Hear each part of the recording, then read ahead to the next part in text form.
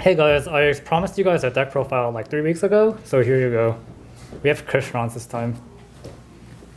Go. Alright, hey guys, I'm Denny Vornikovic. I'll be presenting my Crystron deck profile. So to start off, we go with 3, if I could try, Self-Fafnir's. He's the main combo starter of the deck. You discard a Crystron to special summon it, but then it has to pop a card, so you pop it. But when it's destroyed by a card effect, you special a Crystron from your deck in defense. So he can really kind of boost the consistency and get what you need.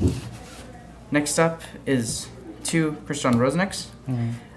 She can once per turn pop a card, usually itself, to special Crystron tuner from the deck. She also just kind of helps you get to the tuners really fast. She can also banish herself in order to make a level 1 vanilla token. Then we run 3 Smyger. Smyger is the spell trap searcher. Like Roseniks, he can pop a card, special like Crystron tuner, but he can banish himself from grave to add a Crystron spell trap. Then we have 3 Thurstern, same as Smyger, but adds monsters.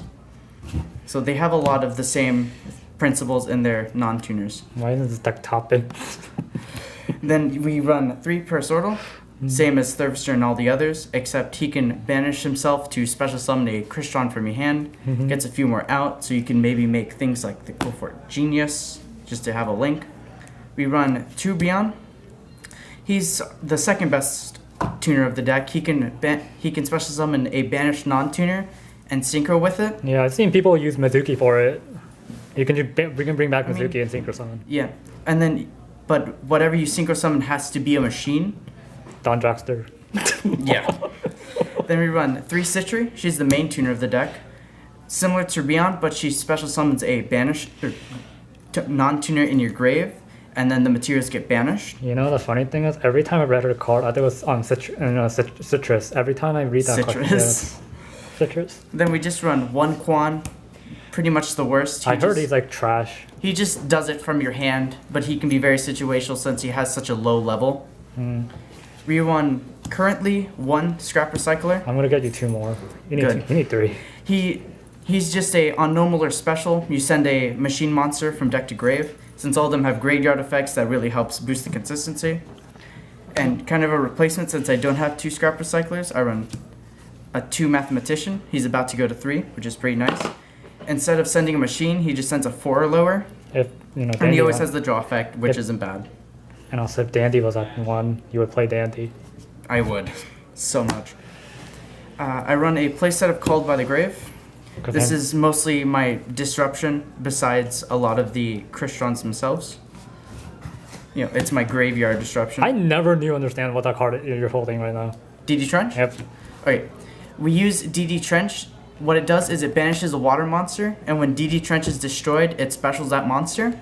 So what you can do is you take out one of the non-tuner Crystrons, and you banish something for the DD Trench, then you pop it with the non-tuner Crystron, special the banished one, and then you also get to special summon a Crystron tuner from your deck. Is this 2010? I don't know, is it? This is like 2011. We run 3 Downbeat. I like to change this up for terraforming, modifies every now and then. It just kind of helps you circulate between a bunch of your non-tuner and tuner Crystrons, since they're all water machines, so you can easily use Downbeat to get through all of them. Also, Downbeat is used in Gokis and Element Savers, that's up. Anything with a lot of differing levels but same attributes you can use it in. I run 2 Machine Dupe. I'm thinking of removing this soon. This can potentially get out 3 Citries. You use 2 of the Citries to make like a Cofort Genius. Or Needle Fiber. When he comes out. Then I will gladly run that. There he is, our boy. Then we run 1 Foolish Burial, obvious, just so you can send a Crystron so that you can activate the grave effects. We run 3 Crystron Impact. Impact special summons a banished Crystron, and also changes the attack of the defense of all your opponent's monsters to 0. I always forget that. It's so nice, and also except the turn that this card was sent to the grave, you can banish it if your opponent ever targets a Crystron for an effect, and it will negate the effect, but unfortunately not destroy it. I'm smelling your dark Simorg. Then you run only 1 Crystron entry. This special summons a Crystron tuner from your hand and 1 from your grave.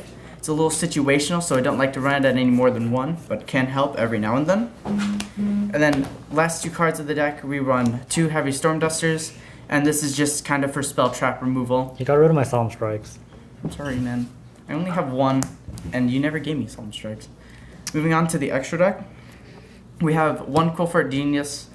I don't really find any reason to run any more of them because extra deck space is kind of tight. He's just the link monster you make besides Needle Fiber when he comes out.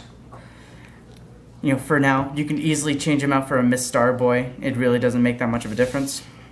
Then we run Nova Infinity because you can make this off of 2 Soul Fafnirs or 2 Amatrixes, which we'll get to, and he's always nice, just as a simple combo. We run a Trish because every now and then you can make it. It just helps easily pop some cards. You have to like make like your win condition is make Trish out game 1. No, I make the other Trish, Crystron Quaringandrax. This guy actually pulled this off on me today. He takes 2 tuners and a non-tuner, so like the opposite of Trish, but he banishes monsters from your opponent's field or grave up to the number of cards you use to synchro summon it, which is usually like 3. Also, fun fact, he can bring back anything when he's destroyed. Oh, when he's destroyed by battle or card effect, he can special summon any banished monster, so from either player's side. Then we run a Crystrons Phoenix. You know, every time I look at that thing, it looks like a fucking coral. Little bit. Yeah. Her, when she's synchro summoned, she banishes all spell traps from your opponent's field and your graveyard. Really good against Paleo because it shuts down all of their plays if you can get this during their turn. Also, when she's destroyed by battle card effect, she's a monster reborn for your side, which is always nice. That's fair. We run my only Ghost Rare, Black Rose Dragon. We can't see that. Every now and then, you can actually make this by having a Quandax, which we'll get to later, and a non-tuner. So it's just a nice quick board wipe during your opponent's turn. We run a Samurai Destroyer. Really good pseudo-generic level 7 machine. Energy level 6. He's essentially a Armides, but when he leaves the field by an opponent's card effect, you special a machine from grave, which isn't bad at all. We run Kendama because he's the only even pseudo-decent level 6 machine. All he can really do is, if he's in your grave and you have no monsters, you can special summon him, and you can banish a machine to inflict 500 for if you're in So basically Cowboy. first burn. He's basically He's Cowboy for game. We run 3, where is it? There we go. 3 Amatrix. She is the main synchro we really summon, the easiest to get out. When she's synchro summoned, you can change all monsters your opponent controls to defense, as long as they were special summoned. And when she's destroyed by battle or card effect, special summon a Crystron from your grave that isn't a synchro. Then we run My favorite. 2 Quandax. Really good target for Needle Fiber once he comes out. He can essentially synchro summon during your opponent's turn using him and any other cards you control. And if he's destroyed by battle or card effect, especially Crystron from your grave that isn't a synchro. Also, you can make Omega with this, which is decent. If you're feeling like it, if you're feeling fancy. And because this was meant to be with the level 7s, we run 1 Stealth Ninja because it's also a pretty nice generic monster to get out using the tuners. He can attack and defense like all Super Heavy Samurais. And if there's no spell traps in your grave, which happens every now and then, he can have his defense and attack directly. Next which week, isn't all that bad. I'm going to show you guys Super Heavy Samurais with this guy. So just please stay tuned, and I'm going to show you guys something that he doesn't have yet. Needle Fiber. Needle Fiber. Of course. Thanks guys for watching. If you guys want what's it called, in-depth discussion of this deck, I might be inviting him to the podcast next week if he wants to come. Bye guys. Bye. Hello Needle Fiber. We miss My you. baby.